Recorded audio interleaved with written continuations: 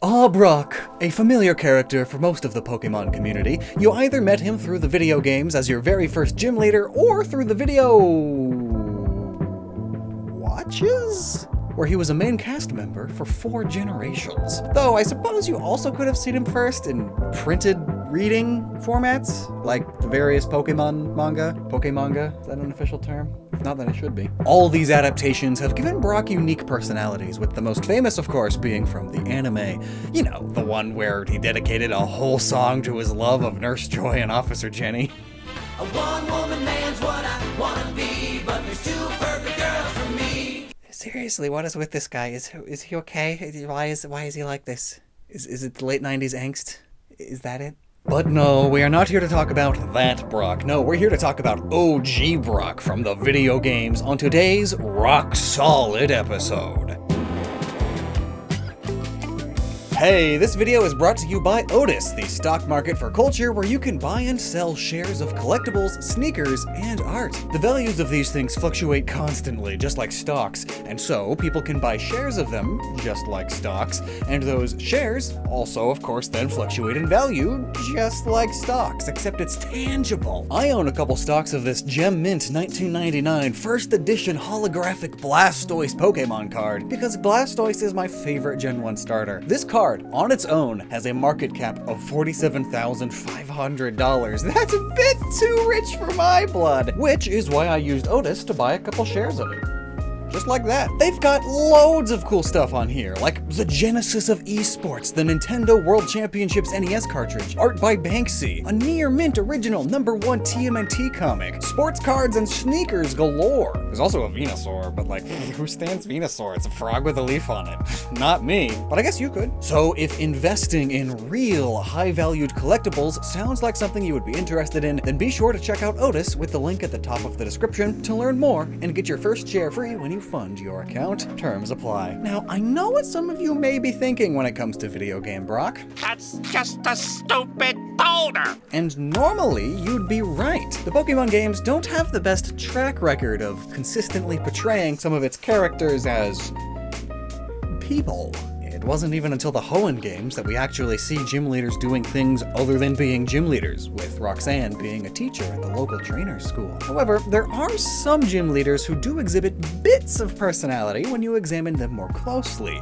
In Brock's case, when you take a closer look at him in the Kanto and Johto games, their remakes especially, you might find that It's not just a boulder, it's a rock. Now, one of those bits of personality that Brock exhibits is that he's interested in paleontology. Simply speaking, paleontology is the study of ancient life, aka fossils.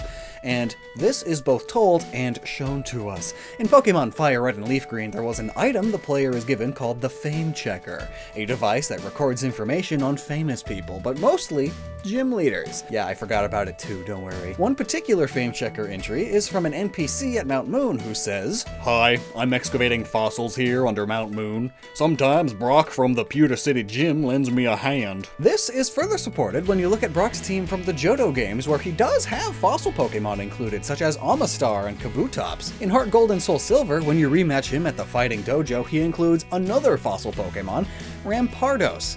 And one could consider Relicanth to be... fallen. You have no say in where you go. You are mine. One could consider Relicanth to be a fossil Pokemon, since it is based on real-life coelacanths. I'm probably mispronouncing that. And it's also said to be super ancient, but it's not officially a fossil Pokemon since it doesn't have any fossils to be restored from, which makes sense because they're still alive and not extinct. But finally, when facing Brock in the Pokemon World Tournament during Black 2 and White 2, he has an Aerodactyl on his team. Plus, Brock having fossil Pokemon on his team makes sense since fossil Pokemon are all part rock type, at least before Gen 8. And he is a rock-type gym leader, so there you go. Also, Pewter City is home to the Pewter Museum of Science, where they display the fossils of prehistoric Pokemon like Aerodactyl and Kabutops. It's also the place where you get the old Amber item that later turns into Aerodactyl as well. What I'm saying is, well, someone who likes mining is a miner. Someone who likes rock is a rocker.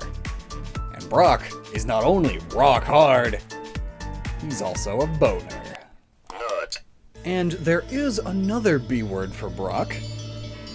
Buddhist. So admittedly, this one's not as obvious as the previous example, but stick with me, it's there, hidden in plain sight like an abstract painting. Brock is, or at least was, possibly Buddhist. And that may not actually be that big of a stretch, considering the games already have Buddhist sages or monks in them already.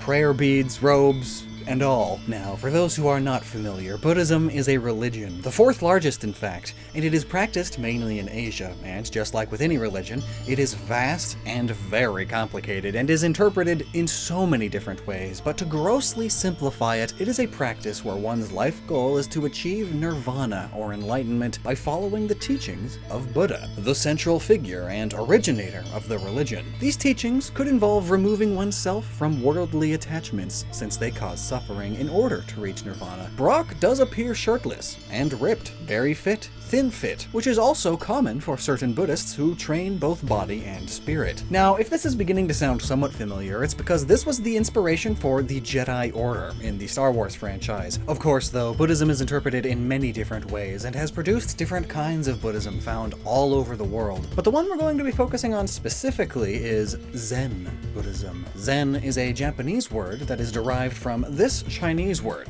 John, which itself is derived from the original Indian word, dhyana. I looked up how to pronounce them. I'm not sure if those were the right ones, but I tried. It roughly means meditative state. That means Zen Buddhism places more emphasis on the spiritual and meditation aspects of Buddhism. Now, when I mention meditation, you might have pictured someone sitting down in complete silence, either with their legs crossed or folded as they focus, and you'd be correct. Mostly. That is the standard media depiction anyway, possibly the most common way of doing it as well for those who actively do it. But sometimes you can meditate while doing activities. You know when people say they're in the zone? Yeah, that's basically similar. Getting way into rhythm games could be a good example. Say you're playing Rhythm Heaven or Friday Night Funkin', and you're so focused that the rest of the world fades away. You essentially have tunnel vision and can't see nor hear anything outside of the game. It all melts. No stress, no thoughts, just you and the rhythm. You are paying extra attention to your own movements and button presses. You are mindful of everything you do and feel, and it is just the rhythm. This can easily be interpreted as being in a meditative state. Tai Chi is another example. It's a martial art that combines this with full body movement, like a slow motion dance. But also, things like caring for bonsai trees can be meditative and zen, and works well as the transition to the whole point of this. Zen gardens. Gardening with rocks.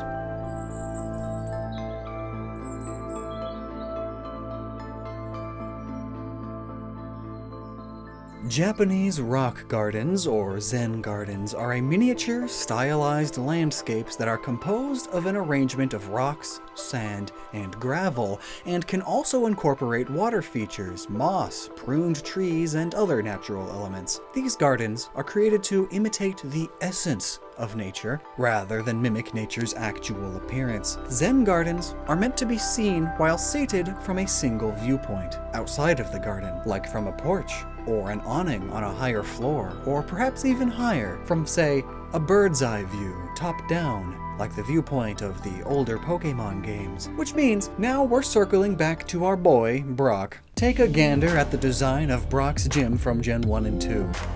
Yes, very basic and kind of plain, with the only thing representing Brock's speciality being the lines of rocks outlining the gym's interior and a couple in there, here and there. But now take a look at Brock's gym from Fire Red and Leaf Green, and also from Heart Gold and Soul Silver. Those are very clearly rock gardens, with rocks being arranged in a particular way, and raked sand in Fire Red and Leaf Green, walking across the sand on slats of wood. This was very deliberate. Game Freak could have done anything else, but they chose this instead. It's important to point out that the placement of rocks in a rock garden is very important, and typically aren't done in a symmetrical pattern like this one, but doing so isn't unheard of, and could be chalked up to Brock's personal choice, or the game's own map limitations. But interestingly, Brock does use one of the most common of arrangements here, placing rocks in a triad pattern. A large rock in the center, often tall and vertical, but not always, flanked by two smaller rocks. And he's standing on it, and since he himself be rock, that only adds to that. This pattern is said to represent the Buddha and his attendants, which is why it's so common in Zen gardens. And not only that, but in Heart Gold and Soul Silver there are 8 columns or pillars, and 8 is a very important number here, as the Eightfold Path, or the 8 Practices, is one of the principal teachings of Buddhism, and how to lead your life, giving it structure and support, like a pillar. 8 could also represent these things that I'm going to look up how to pronounce. 8 could also symbolize Mount Horai, also known as Mount Penglai in Chinese. It's home of the 8 immortals of Taoist legend, who, you could say, also give support to us all, the same way these 8 columns support the gym's ceiling. Yeah, this seems to line up pretty well. Now, whether these are actually made of stone or steel isn't known, but I'd wager they're made of stone just for the thematic synergy. Now, some of you observant viewers might have noticed something important. Brock has hair. You are correct. The practice of shaving one's head, called tonsure, is done to represent shedding one's worldly ego and fashion in Buddhism. In fact, this is why the actual sage trainer class appears to have a shaved head.